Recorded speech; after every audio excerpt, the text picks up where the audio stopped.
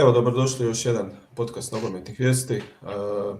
U današnjem podcastu ćemo Ivan i ja najaviti utakmicu između Hajduka i Slavena koja se igra u subotu od 17:15 na Poljudu.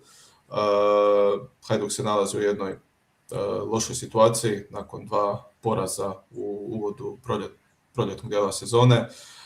Dakle, ima jedan imperativ pobjede protiv Slavena koji na Polju dolazi onako isto u jednom teškoj situaciji s obzirom da ih je napustio Adriano Jagošić koji je potpisao za Panathinaikos i da su otišli Šuto i Akpekpornu.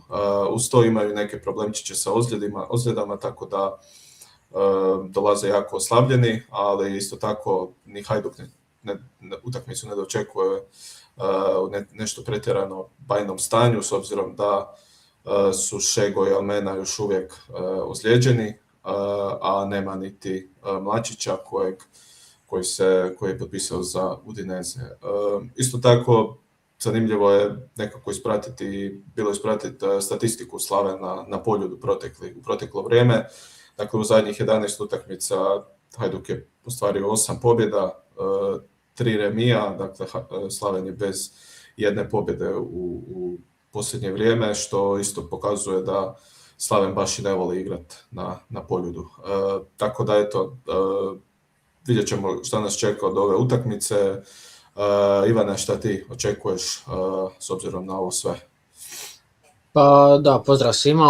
Pa definitivno da je Hajduku imperativ pobjeda, ne sad samo zbog lova na Dinamo, nego jednostavno zato što Hajduk kao klub ne može sebi dozvoljavati takve nizove bez pobjede s porazima, pogotovo na domaćem terenu, i moramo ići po pobjedu. Garcia je toga svjestan, vidit ćemo što će se promijeniti. Rekao si, Hajduku nedostaju Šego i Almena, veliki udarac za Hajduk sigurno. Ne znam kako će Garcia sada prilagoditi igru, rekao je da neće puno toga mijenjati, ali sigurno da mora napraviti određene prilagodbe. Nadam se da se Puki vraća u prvi sastav. Zapravo to očekujem da će Rebić biti puno bolji nego što je bio u Gorici, jer možemo reći da je u Gorici odigrao najlošiju utakmicu, a ne od kad je došao u Hajduk, jer eto imao si na početku sezone, dok je lovio formu onih prvih par utakmica gdje je možda i osjećao prevelik pritisak da nešto mora napraviti, pa kad je onda skužio da ima i drugih igrača i da može donijeti svojom kvalitetom dovoljno bez nekih nepotrebnih driblinga, onda je stvarno postao zvijer, postao je jedan od najboljih igrača u HNL-u i falio nam je protiv Istre, to se baš vidjelo tamo na lijevoj strani gdje je igrao Bamba. Međutim, onda kako je se vratio u Gorici je bio jako loš, puno krivih odluka, puno sebičnih odluka, puno nelogičnih dodavanja i to će morati ispraviti. Ja se nadam da je radio na tome na grupnom treningu i vidit ćemo njega ili Levaju ponovno. Problem je što je Durdov otpao, tako da će na desnoj strani tu biti Bamba ili Brajković, nemamo tu širinu i jednostavno trenutno nisi u nekoj poziciji da se ti boriš za naslov ako ćemo iskreno gledati. Garcia je danas dosta oštar bio na toj konferenciji za novinare gdje je zapravo rekao da fali mu 6-7 igrača koje je započelo sezonu, koje je bilo tu u proljetnom dijelu ovdje pred kraj i bez njih je jako teško dolaziti do rezultata pozitivnog. Rekao je da je cilj graditi igru i meni je to pozitivno. Neka gradi igru, neka razvija mlade. Mislim da ako nastave igrati onako kako su igrali protiv Istre, da će rezultat svejedno doći, da neće izostati, ali da treba stati za njega. Ja vjerujem da će se to u nedjelju, to sutra odraziti na terenu i da ćemo doći do pobjede. Sad otišao je i Mlačić, ja vjerujem da će ostati zapravo stoperski par koji je igrao i u Gorici. Jednostavno Skelinu trebaju utakmice da uđe u ritam. Mislim da Rači nema tu kvalitetu da upadne u prvi sastav i može izbaciti Skelina ili Šarliju, tako da nemam tu nikakve dvojbe.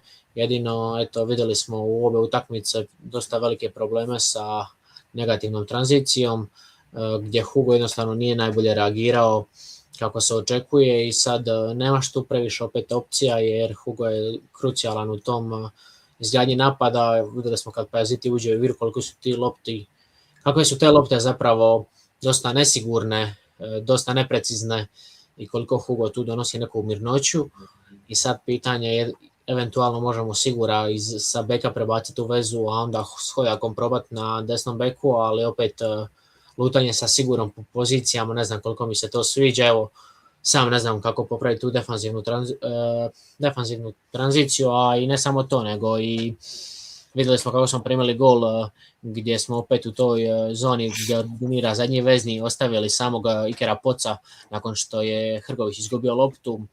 Ni to nije izgledalo najbolje, ali nadam se da će Garcia nešto smisliti, da će Hajduk opet izgledati dobro kao što je izgledao protiv Istra, ali da ovaj put rezultat neće izostati.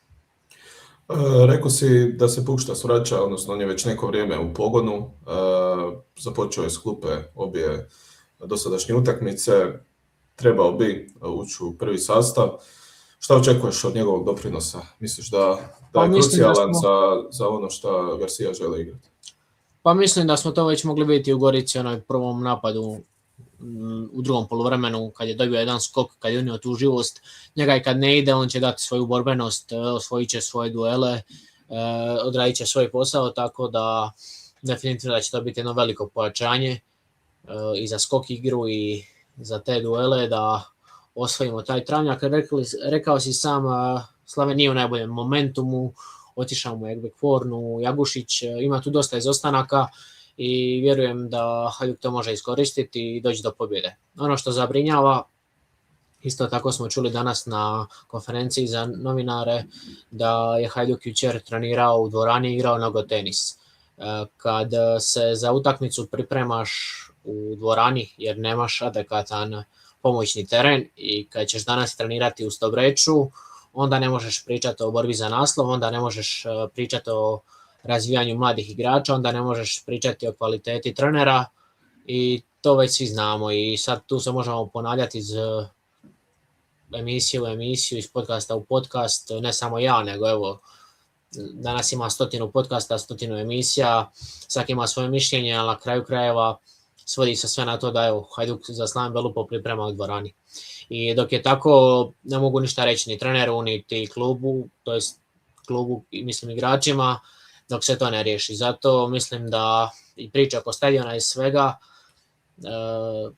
sve se može dogovlačiti, ali Hajduk nasušno treba 2 pomoćna terena, pa ako ne može biti kamp, doslovno napravi samo 2 terena da se negdje može trenirati, jer ovo je sramota i evo uopće sad rezultat pred Slaven Belupa i borba za naslov, o čemu ćemo mi pričati kad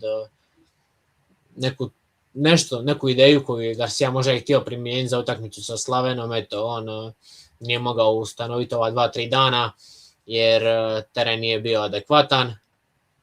Nakon toga ti se i Durdov ozlijedi zato jer treniraš na takvim terenima, pa ni njega nema mjesec i po, pa ćeš onda imati problem da neš imati koga ove sa klupe, pa će onda Kalik igra desno krilo, pa će trener biti kriv šta Kalik igra desno krilo, a na klupi ima samo Brajkovića koji nije puno toga pokazao, ima Bambu koji isto tako izgubljen kad nije u formi, tako da evo ja ne znam, malo sam tu sad i frustriran jer jednostavno kad sve to čuješ ne možeš drugačije reagirati nego reći kao ono, pa mi se borili za naslov, a nemamo 2 terena da momčad odradi trening, tako da dok se to ne popravi, ja uopće ne želim pričati o borbi za naslov, nadam se da će Hajduk prezentirati ponovno dobru napadačku igru, da će popraviti defanzivnu igru i da ćemo doći do pobjede čisto zbog malo mira, jer malo je i ružno gledati šta se sve piše o našem treneru, kakvi sve imbecili imaju pristup internetu, imaju pristup pravu mišljenja, to me uvijek malo onako izbaci iz takta, ali ne treba se na to bazirati, ali eto, kažem ti. Ne bi ja uopće puno govorio tu onda od Garcia i sam u tome, nego eto, neke stvari se moraju prije toga riješiti. Da, koliko sam ja skužio nije problem u glavnom travnjaku koji je zapravo savršen, odnosno bila je prije Istre, sad na proljeće ova prva utakmica, isto bila kiša, ali travnjak je bio odličan.